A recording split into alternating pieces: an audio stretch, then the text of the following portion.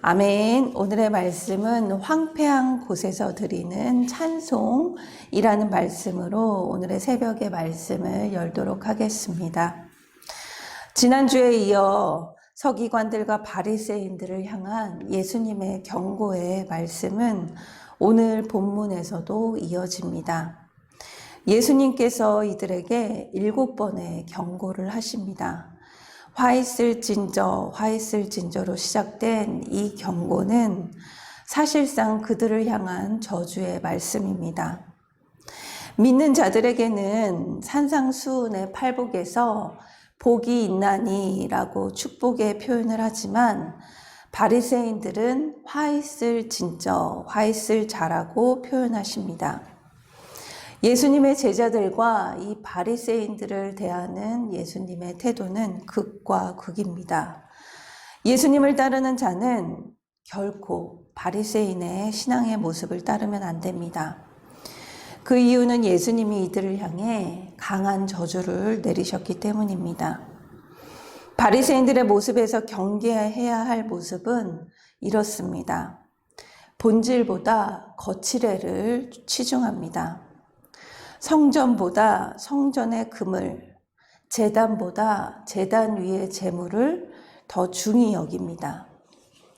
박하, 회양, 근체 같은 작은 식물까지 신경 써서 11조를 드리지만 율법에 더 치중해 정의와 긍휼과 믿음을 저버립니다. 하루살이는 걸러내고 낙타는 삼키는 식으로 자기에게 유리하게 하나님의 율법을 해석을 합니다. 그래서 서기관과 바리새인 앞에 외식하는 자라는 표현을 여러 번 사용합니다. 외식은 잔과 대접의 겉은 그 표면은 깨끗하나 그 안에는 탐욕과 그 방탕으로 가득하다라는 것입니다. 더럽다는 것입니다. 25절 말씀입니다. 화 있을진저 외식하는 서기관들과 바리새인들이여 잔과 대접의 겉은 깨끗하되 그 안에는 탐욕과 방탕으로 가득하는도다. 심지어 이들은 선지자를 죽인 자의 자손입니다. 서기관들과 바리새인들은 자신들이 선지자를 죽인 조상의 죄와 아무 상관없다는 것을 보여주고자 선지자들의 무덤을 만들고 의인들의 비석을 세우기도 했습니다. 29절 말씀입니다. 화 있을진저 외식하는 서기관들과 바리새인들이여 너희는 선지자들의 무덤을 만들고 의인들의 비석을 꾸미며 이르되 이는 나라면 그렇게 하지 않았을 거야 하며 자기의 의로움을 드러내는 행동이었습니다. 30절 말씀입니다.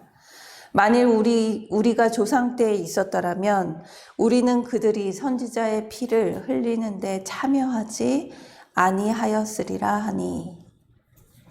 하지만 인간은 100% 죄인이기에 얼마든지 죄를 지을 수 있을 그것을 인정해야 합니다. 나는 절대로 그럴 사람이 아니다라는 말은 교만한 말입니다. 어제 주일 설교에 목사님이 만약 자신을 JMS처럼 WBS라고 부르며 이상하게 나가면 반드시 자신에게 그건 목사님 아니라고 말해달라고 하지 않으셨습니까? 우리는 누구나 죄인이라는 것입니다. 나도 걸려 넘어질 수 있다라는 것입니다. 하나님 앞에서 우리는 우리를 장담할 수 없습니다.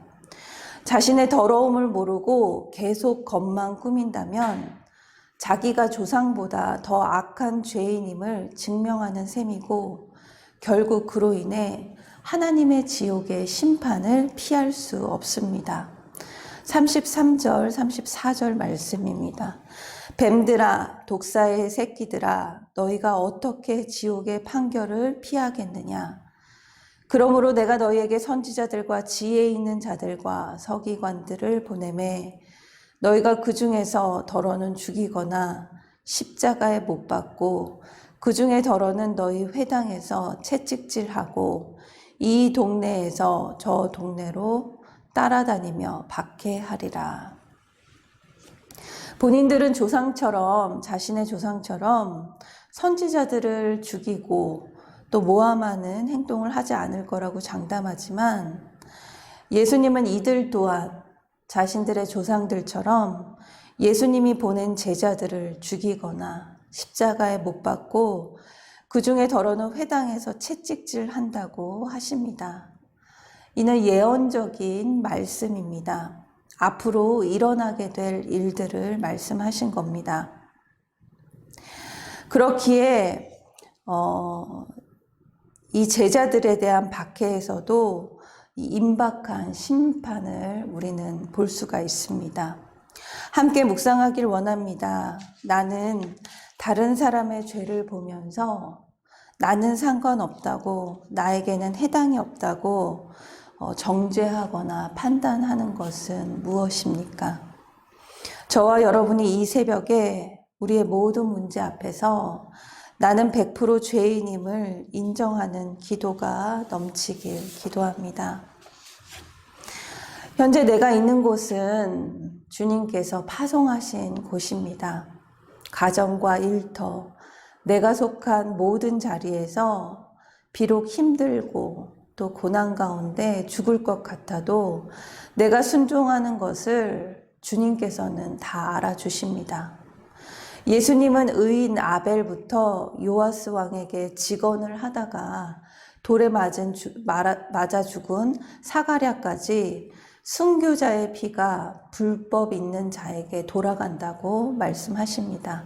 35절에서 36절 말씀입니다. 그러므로 의인 아벨의 피로부터 성전과 제단 사이에서 너희가 죽인 바라랴의 아들 사가랴의 피까지 땅 위에서 흘린 의로운 피가 다 너희에게 돌아가리라. 내가 진실로 너희에게 이르노니 이것이 다 이 세대에 돌아가리라. 이 땅에서 진노가 터져 회개할 기회를 얻는 것이 축복입니다. 진노가 쌓여 예수님을 믿지 않는 것은 저주입니다.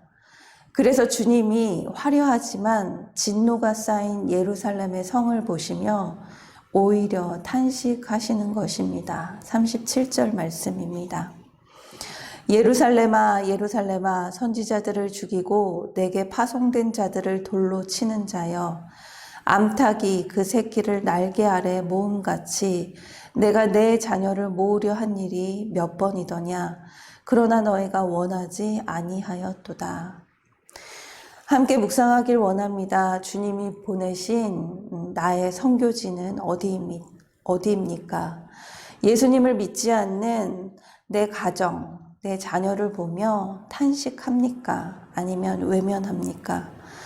하나님께서는 암탉이 그 새끼를 날개 아래 모음 같은 사건을 우리에게 주십니다.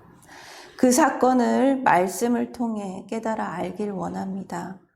그 사건은 저주가 아니라 축복입니다. 나를 회복하고 우리 가정을 회복하고 치유하기 위한 은혜의 사건임을 기억하는 저와 여러분이 되길 기도합니다.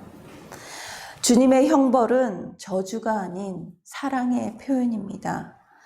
주님은 우리가 형벌을 받아 멸망하지 않고 고난 가운데서 하나님을 찬양하게 될 것을 기다리십니다. 주님이 우리에게 황폐한 환경을 주시는 것도 거기서 자기 죄를 깨닫고 하나님의 이름을 부를 수밖에 없는 겸손을 갖게 하기 위한 것입니다. 38절에서 39절 말씀입니다. 보라 너희 집이 황폐하여 버려진 바 되리라. 내가 너희에게 이르노니 이제부터 너희는 찬송하리로다. 주의 이름으로 오시는 이여 할 때까지 나를 보지 못하리라 하시니라. 우리는 황폐한 가정과 또 일터와 또 교회가 돌아와 찬송하기를 원하시는 주님의 소망에 응답해야 합니다. 찬송과 예배가 회복되어 예수님의 이름을 부를 때 주님께서는 반드시 그 영광을 우리에게 보여주십니다. 함께 묵상하길 원합니다. 내가 하나님을 찬송해야 할 나의 황폐한 곳은 어디입니까? 황폐한 자리에서 주님을 찬송하고 또 우리의 예배가 회복되고 우리의 가정이 회복되고 내가 속한 자리가 회복되는 그 응답의 하루가 되길 간절히 기도합니다. 다 같이 기도하도록 하겠습니다. 사랑의 하나님, 다른 이의 허물을 볼 때 그들을 위해 안타까워하거나 탄식하거나 기도하기보다 먼저 말로 정죄하며 나는 절대로 저렇게 살지 않을 거라고 의인처럼 판단했습니다. 하지만 저도 똑같은 죄인입니다. 겉으로는 정의로운 척, 분별력 있는 척 했지만 나의 마음속에는 나를 높이고 인정받으려 했던 욕심과 외식이 가득 차 있습니다. 드러내지 않았을 뿐이지 저도 같은 죄인입니다. 오늘 말씀을 통해 나의 교만과 외식하는 바리새인의 모습을 보게 하심 감사드립니다. 주께서 보내신 선교지인 나의 가정과 또 직장과 일터 가운데 겸손히 채찍질을 당하며 사명을 감당하는 하루가 되길 기도합니다. 내 삶의 황폐한 곳 가운데서도 주님을 찬송하길 원합니다. 감사드리며 예수님의 이름으로 기도드립니다. 아멘.